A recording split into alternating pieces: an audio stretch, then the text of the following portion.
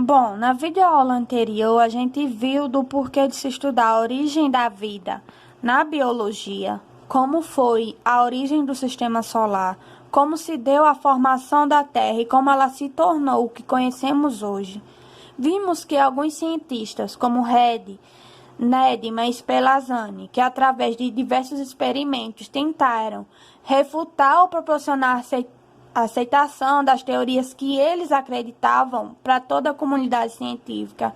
Vimos que, através de Louis Pasteur, o experimento que ele realizou ocasionou a derrubada definitiva da hipótese da geração espontânea.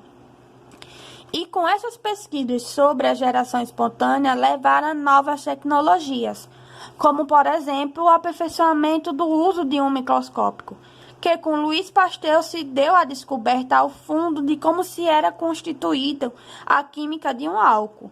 Ele descobriu a existência de seres vivos que eram impossíveis de ser vistos a olho nu, e isso estava ligado basicamente ao processo da fermentação. Essa descoberta salvou uma produção de vinho em Arbois, na França, que foi uma região onde Pasteur cresceu. Ele contrariou, assim, a teoria da geração espontânea, revolucionando também o campo da medicina, ao defender a existência de germes e seres microscópicos que podem causar a infecção hospitalar. Com o aperfeiçoamento desse instrumento, que foi o microscópio, fez com que 2 séculos depois pudesse se ver o conteúdo de uma célula, que é a unidade básica de todos os seres vivos. Ou seja, todo ser vivo é constituído por uma célula, tal como conhecemos hoje. Foi somente a partir do século XVIII e XIX, com a disseminação da melhoria dos microscópicos e a evolução de diversas técnicas de laboratório, foi possível observar que a microbiologia ganhou bastante reconhecimento e se fundamentou como a ciência que ela é hoje. Louis Pasteur examinou através do microscópio um material colhido em uma destilaria para produzir álcool. Ele, com isso, tentava descobrir e resolver o problema de um produtor de vinho, de álcool. Ao microscópio, Pasteur observou que o material que ele colheu estava repleto de pequenos glóbulos amarelos. Isso eram chamados de levedos. Esses seres microscópicos transformam o açúcar em álcool. Ele percebeu também que nos tonéis bons os levedos eram redondos, em alguns os levedos eram menores e alongados. Essa descoberta permitia controlar a produção de álcool e evitar a fermentação defeituosa do líquido. Sempre que os levedos tivessem forma de bastanoites, o conteúdo dos tonéis deveria ser jogado fora. Pasteur também percebeu que o fermento lácteo dos tonéis estragados também se multiplicava e se comportava como levedos da cerveja e do álcool. Ele com isso verificou que eram organismos vivos e que a fermentação não era apenas um processo de simples decomposição, mas que também estava ligado à vida. Ele concluiu que existiam seres vivos capazes de se desenvolverem na ausência de oxigênio e com isso caracterizava a fermentação. Solucionando essa charada, Pasteur começou a se perguntar de onde vinham esses minúsculos seres e que de repente estragavam a produção do álcool.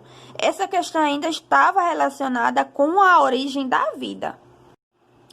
Paralelamente às pesquisas de Pasteur, houve um cientista chamado Antoine Leeuwenhoek, usando um microscópio, revelou também a existência de micro-organismos nas águas, combatendo também a teoria da geração espontânea.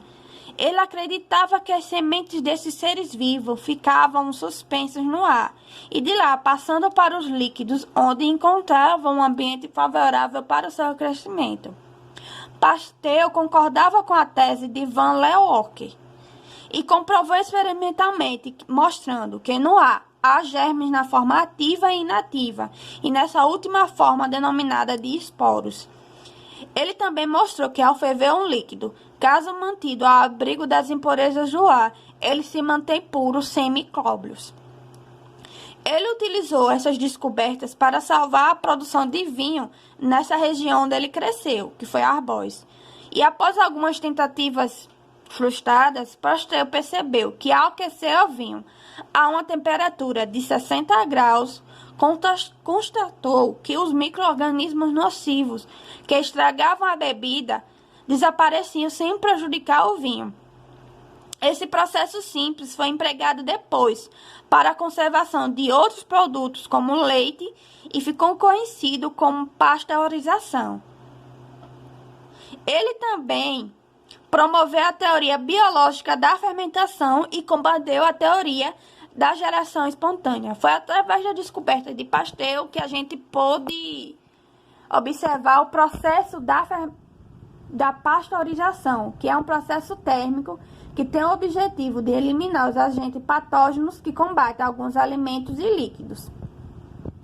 Esse procedimento térmico não acaba somente com as esporas do produto, pois eles devem ser submetidos à refrigeração para manter as ótimas condições.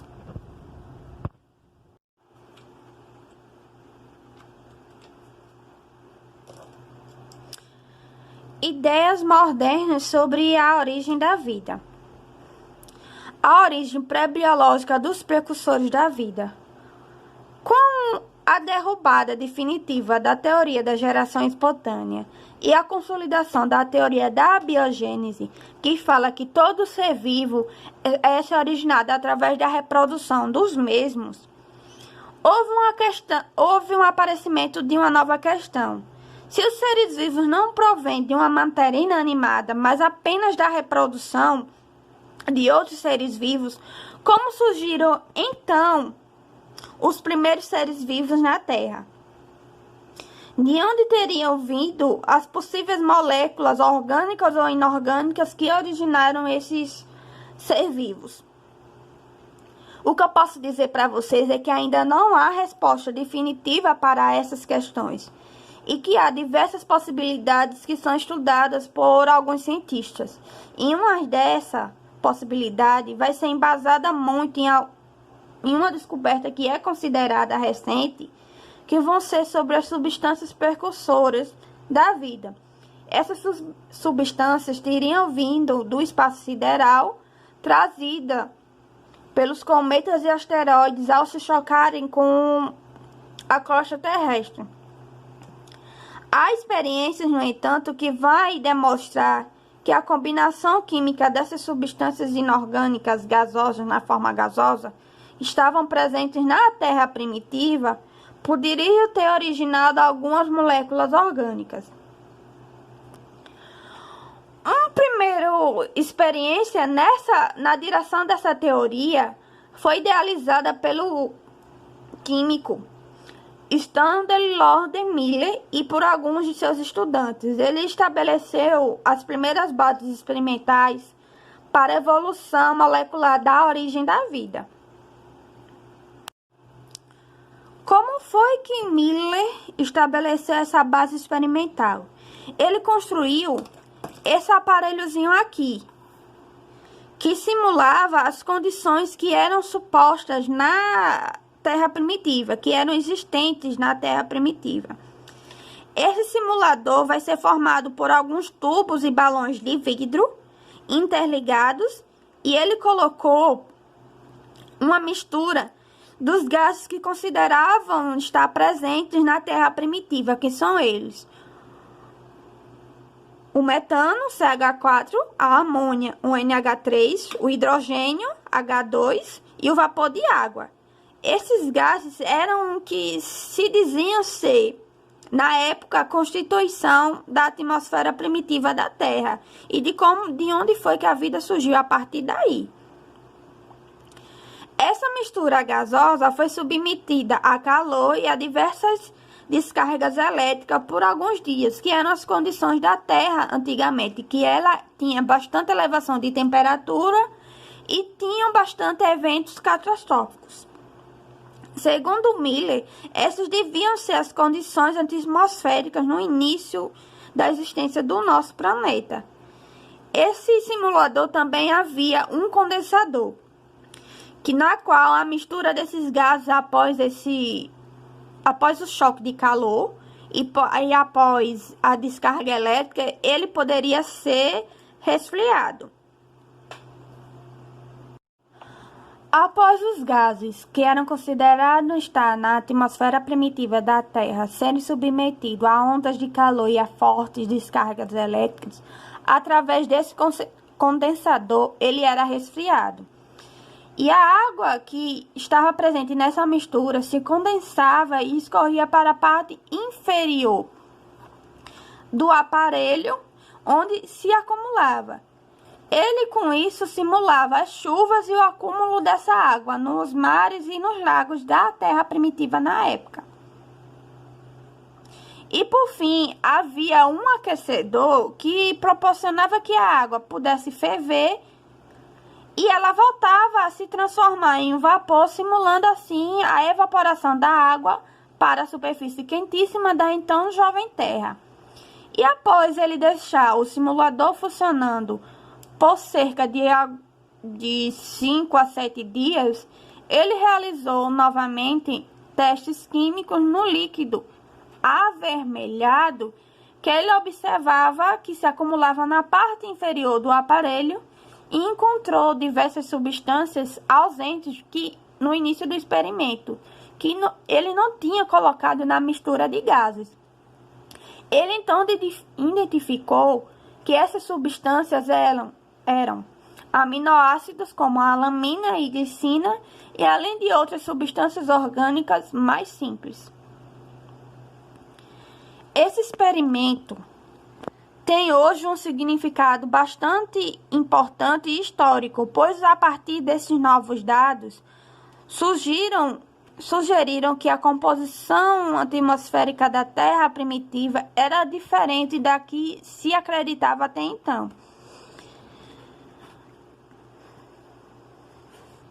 Essas evidências indicaram que a atmosfera terrestre, entre 4 ou a 3, bilhões de anos atrás, era formada por gás carbônico, metano, monóxido de carbono, gás nitrogênio, vapor de água, e entre outros gases. Seguindo alguns passos de Miller, diversos outros cientistas realizaram outros experimentos que eles tentavam simular as condições atmosféricas supostas existentes na Terra primitiva. E com essa produção de experimentos e essa produção de conhecimento, eles conseguiram descobrir diversas substâncias orgânicas encontradas hoje nos seres vivos. Isso dando sustentação à hipótese de que as condições reinantes nos primórdios do nosso planeta, a matéria precursora da vida, poderia ter surgido de um processo abiogênico. Isso vimos como essas pesquisas sobre a teoria da geração espontânea levou às novas tecnologias, também levou às novas questões, que essas questões ainda não se tem resposta, sobre de como se originou a vida na Terra. Ainda não há teoria que comprove exatamente como foi essa origem, que há diversas teorias que tratam de diversas coisas diferentes. Vimos como foi a origem pré-biológica dos precursores da vida, que foi nosso último tópico de agora. Na próxima videoaula vamos tentar estudar e ver a teoria da evolução molecular, a origem das primeiras células vivas.